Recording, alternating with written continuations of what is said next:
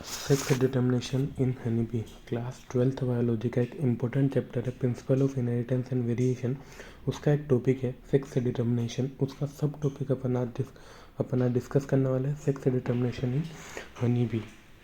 ठीक है, तो क्लास 12th बायोलॉजी का चैप्टर है principle of inheritance and variation. उससे टॉपिक अपन ने उठाया कौन था, sex determination in honey bee. तो एनसीईआरटी के लाइन से ही जो अपन ये पूरा टॉपिक कवर करेंगे, एनसीईआरटी से ही। ठीक है, तो the sex determination in honey bee is based on the number of sets of chromosome. मतलब यहाँ पर भी जो सेक्स डिटर्मिनेशन है कौन सा है, ये क्रोमोसोमल सेक्स डिटर्मिनेशन है। जैसा ह्यूमन का अपन ने पिछले वीडियोस में ह्यूमन्स का सेक्स डिटर्मिनेशन देखा था, वो भी क्रोमोसोमल सेक्स डिटर्मिनेशन ही था। मतलब सेट ऑफ क्रोमोसोम पे डिपेंड कर रहा है, तो chromosomal sex determination. An offspring formed from the union of sperm and egg develop as a female queen और वर्कर। अब यहाँ पे क्या होता है, यहाँ पे कोई क्रोमोसोम एक्स वाई ऐसा कुछ अलग अलग क्रोमोसोम के फ्यूज़ होने पर नहीं बनता है। सिंपल सी बात है, हनी बी में क्या होता है, एक ऐसा ऑर्गेनिज्म जो कि ओवम और स्पर्म के फ्यूज़ होने से बनता है। ऐसा ऑर्गेनिज्म जो ओवम और स्पर्म के फ्यूज़ होने से बनता है, वो डेवलप होगा किसमें, वो डेवलप होगा फीमेल। या तो वो क्वीन हो सकती है या फिर वो वर्कर भी हो सकती है, बट वो डेवलप होगा फीमेल बी में। ठीक है, an offspring formed from the union of sperm. ठीक है, the union of sperm an organism formed an offspring formed from the union of sperm, जो कि स्पर्म के और एग के यूनियन से बने, वो डेवलप होती है किसमें, फीमेल, जो कि क्वीन हो सकती है या फिर वर्कर भी हो सकती है। और एक अनफर्टिलाइज्ड एग, मतलब जो एक ओवम है, ठीक है, जो कि फीमेल गैमेट होता है, जो एक एग है, अगर वो डेवलप हो जाए तो वो डेवलप होकर क्या बनाता है, वो बनाता है मेल ड्रोन। ठीक है, वो डेवलप होता है किसमें, वो डेवलप होता है मेल में। अगर स्पर्म और जो फीमेल का एग है फिर जो ओवम है, अगर वो उसका फर्टिलाइज हो जाए, यूनियन हो जाए, तो क्या बनती है, तो बनती है फीमेल। वो क्वीन भी हो सकती है या फिर वर्कर भी हो सकती है। बट जो एग है, एक जो फीमेल गैमेट है, इसको एग बोलते हैं। अगर वो डायरेक्ट डेवलप होकर एक ऑर्गेनिज्म बना दे तो वो बनता है मेल, जो कि अनफर्टिलाइज्ड एग अगर डेवलप होकर बना दे तो बनता है मेल। अब पहली बात यहाँ पे, ठीक है, विदाउट फर्टिलाइजेशन हो रहा है। विदाउट फर्टिलाइजेशन जब कोई ऑर्गेनिज्म बनता है तो उस प्रोसेस को अपन बोलते हैं पार्थेनोजेनेसिस।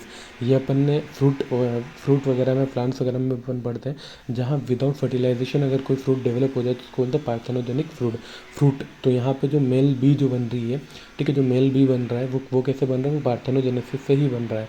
मतलब कि विदाउट फर्टिलाइजेशन जो ओवम है या फिर जो फीमेल एग है, फीमेल गेमिट जो है, वो डायरेक्ट किस में डेवलप हो जा रहा है, वो डायरेक्ट डेवलप हो जा रहा है एक मेल बी के अंदर। इसको बोलते हैं पार्थेनोजेनेसिस।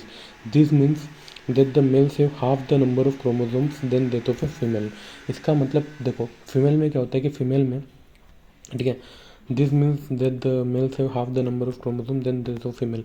फीमेल में ओवम और स्पर्म, ठीक है, एक तो ओवम या फिर जो एग है और एक जो मेल स्पर्म है, वो फ्यूज़ होकर बना रहे हैं। तो एक गैमेट के पास half the number of chromosome होते हैं। अब दो गैमेट फ्यूज़ हुए हैं तो जो नंबर ऑफ गैमेट है वो कितने हो गए, हाफ इधर से और हाफ इधर से, मतलब टोटल 32 नंबर ऑफ क्रोमोसोम जो है वो एक फीमेल के पास होते हैं। बट अगर मेल की बात करोगे तो मेल में ओनली एक एग डेवलप हुआ है, तो वहाँ पे हाफ ही नंबर ऑफ क्रोमोसोम थे, तो मेल के पास होते हैं 60 number of chromosome.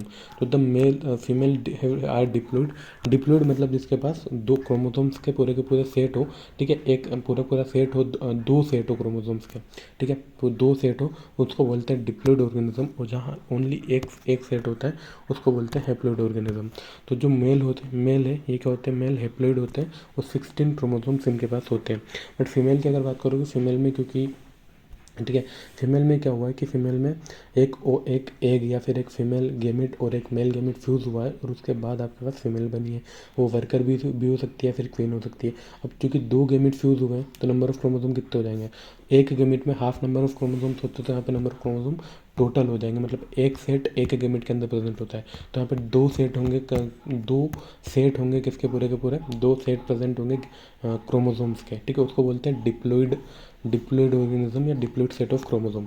But male की जब बात करो तो एक सिंगल फीमेल गैमेट जो है वो डेवलप हुआ है किसमें, एक मेल के अंदर थ्रू पार्थेनोजेनेसिस। तो यहाँ पे half the number of chromosomes या फिर ओनली एक सेट प्रेजेंट होगा किसका, क्रोमोसोम्स का, उसको बोलते हैं हैप्लोइड ऑर्गेनिज्म। ठीक है, this is called as haplodiploid sex determination system. तो यहाँ पे बीज के अंदर या हनी बी के अंदर अपन क्या बोलते हैं इसको, हैप्लोडिप्लोइड सेक्स डिटर्मिनेशन सिस्टम, कि अगर हैप्लोइड है तो मेल है और अगर डिप्लोइड है तो क्या है, फीमेल है। मतलब एक बात क्लियर है, हनी बी के अंदर एक बात क्लियर है कि अगर हैप्लोइड है तो क्या है, अगर हैप्लोइड ऑर्गेनिज्म है तो मेल है, और अगर डिप्लोइड है तो वो क्या है, फीमेल है। डिप्लोइड का मतलब 2 सेट ऑफ क्रोमोसोम उसके पास प्रेजेंट होनी चाहिए तो वो फीमेल है, और एक सेट ऑफ क्रोमोसोम में हैप्लोइड है तो वो मेल है। फीमेल में हो या तो वर्कर भी हो सकती है या फिर क्वीन हो सकती है, कुछ भी हो सकता है।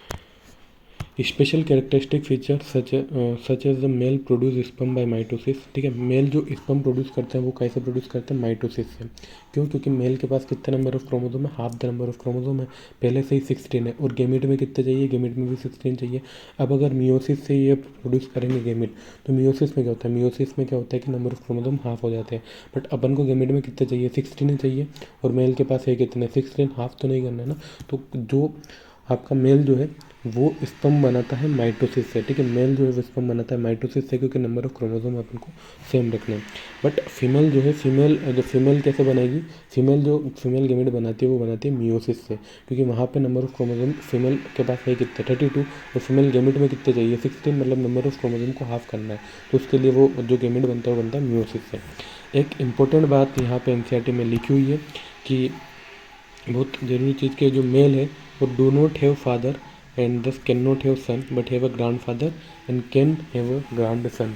मतलब एक जो मेल बी जो होती है उसका कोई सन नहीं है और उसका कोई फादर नहीं है, बट उसका ग्रांड फादर हो सकता है, मतलब दादाजी जो बोलते हैं अपन। ठीक है, मतलब फादर तो नहीं, बेसिकली फादर तो उसका है ही नहीं, और जो मदर के फादर है, क्योंकि मदर कैसे बनी है, मदर बनी है किसी एक मेल के, किसी मेल के स्पर्म को और के किसी दूसरे फीमेल के एग को लेके ये जो आपका मेल है इसकी मदर बनी है। ठीक है, तो मतलब इसकी जो मदर है उसका तो कोई ना कोई फादर है, उसको बोलते हैं इसका ग्रांड फादर हो सकता है, और सेम इसी तरीके से इसका ग्रांड सन भी हो सकता है, बट इसका कोई सन या फिर फादर नहीं होता। तो ये एक एनसीईआरटी में लिखी एक लाइन लिखी हुई है जो कि इंपॉर्टेंट हो सकता है इसके आसपास है, या कहीं इससे थोड़ा घुमा के क्वेश्चन पूछ लें कि the male bees have grandson and grandfather but don't have father and son. ठीक है,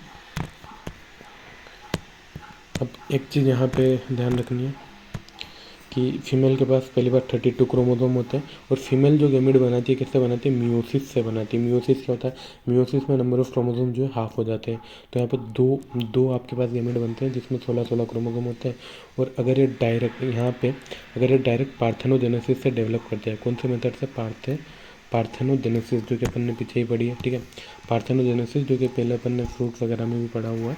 तो पार्थेनोजेनेसिस से अगर ये डेवलप कर जाए, ये एक जो है डायरेक्टली पार्थेनोजेनेसिस करके मेल बना दे, अगर डायरेक्ट पार्थेनोजेनेसिस करके कोई ऑर्गेनिज्म बना दे तो बनता है आपके पास मेल, जिसके पास 16 क्रोमोसोम होते हैं। बट एक मेल जो है माइटोसिस के थ्रू स्पर्म बनाता है। अब मान लो ये ओवम और ये दोनों अगर फ्यूज़ कर जाए तो एक फीमेल बनती है जिसके पास के 32 नंबर ऑफ क्रोमोसोम या फिर क्रोमोसोम्स के 2 सेट प्रेजेंट होते हैं। ठीक है, तो इसके साथ सेक्स डिटर्मिनेशन हनी भी मैं समझता हूँ पूरा समझ में आ चुका है। अगर कोई डाउट हो तो कमेंट सेक्शन में पूछ सकते हो, और कोई किसी दूसरे स्पेसिफिक टॉपिक पे अगर वीडियो चाहिए हो तो कमेंट कर सकते हो।